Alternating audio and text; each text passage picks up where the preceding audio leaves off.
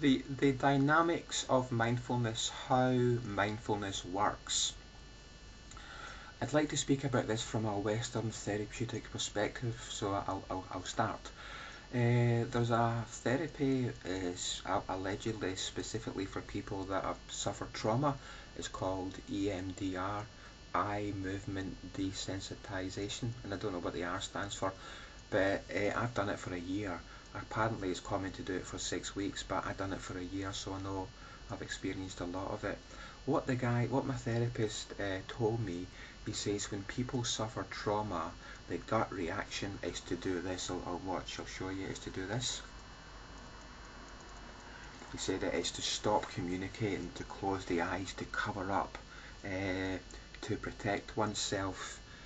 And he says, but when you do EMDR, what we try to do in this therapy is not to do that, but to actually open up, or to actually open the heart, and to communicate. So you open your eyes, you keep your eyes open, and you talk to the therapist. And what they do is they just move their hand from left to right. They have other things, but the object, he says, is to keep your brain working. And if you move your eyes from left to right, and you kind of relive the trauma as your eyes are moving from left to right, he said it sets up it stimulates the chemicals in the brain.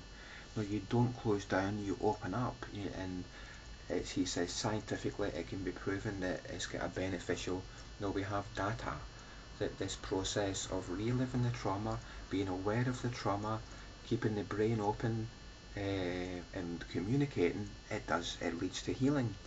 And also, there's many forms of therapy that function on a similar basis, like art therapy, writing therapy, talking therapy. They're all about kind of bringing awareness. I mean, how can writing about trauma, how can it help? Because you don't communicate with another person. How can doing art therapy, where you communicate with paper, how can that help? How can walking in the hills help?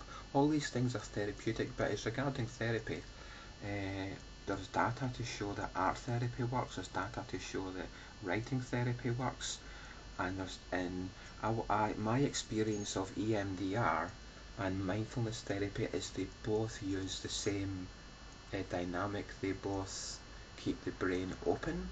No, you have to be awake, you have to be conscious, you have to stick with your feelings.